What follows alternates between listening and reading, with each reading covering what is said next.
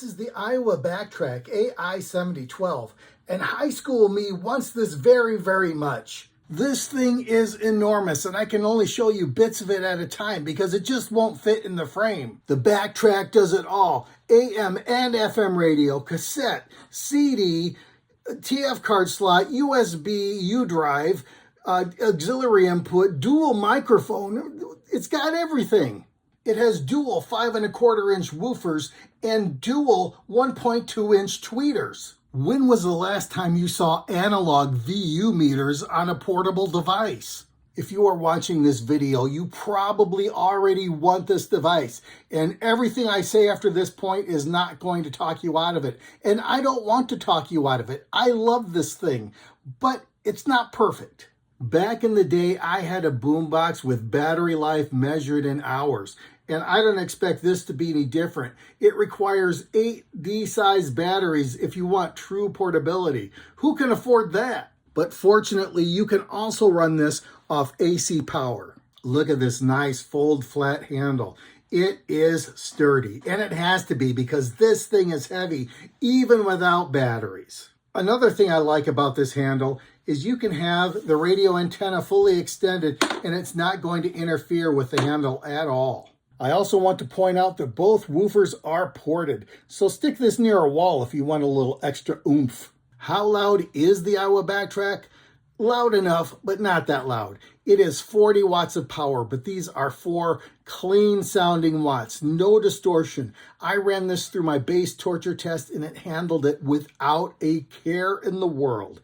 Yeah, but yes, you can force this into distortion if you turn the bass all the way up and you hit the bass boost button. Then sure, you can make it go into distortion, but if you have everything on normal levels without the bass boost, you won't have any problems whatsoever. One thing I found a little bit strange, there is a bass boost button here and a bass volume knob here. I don't know why you need both, but honestly, I would not use the bass boost button. It just makes the bass sound muddy to me. The Backtrack gives you separate bass and treble volume knobs, but what you don't get is a graphic equalizer. I always thought that was a fun feature, not necessary, but fun. They give you a slider to switch between AM, FM, and FM stereo. The reason why you would go into FM rather than stereo mode is for weaker stations. It will help make it sound stronger. This slider allows you to choose between families of functions, but the print is so small, I couldn't even read it with glasses. I just had to kind of play with it and get a feel for what does what. You will not find auto reverse, but honestly, I think that feature is more trouble than it's worth. It is just too easy for that cassette head to get misaligned over time. You also must manually shut off, rewind, and fast forward, but I can live with that. The CD mechanism is mounted on springs, and I think that's just to give it a little shock absorption if you happen to be carrying this around. And there is also, I think, maybe a minute buffering, so you really shouldn't hear any skipping with this. The first CD I tried made a ticking noise, but I haven't been able to recreate that, so maybe it just needed to lube something up.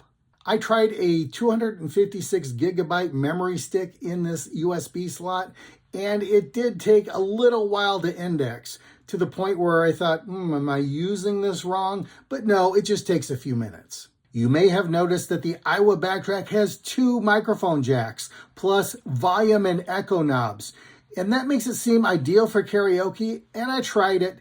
I wasn't super happy with the results. I didn't feel like I could really achieve a good balance between the microphone and the main speakers, and the echo just seemed to add distortion. So I wouldn't recommend this if your primary purpose is karaoke.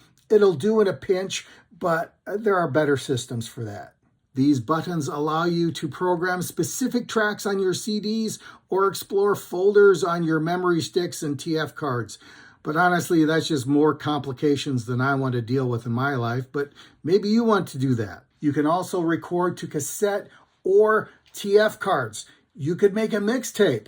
Very retro. Bottom line, I love this thing. The nostalgia value is off the scale. This would make a fantastic gift for anyone who is Gen X. It's not perfect, but I love it.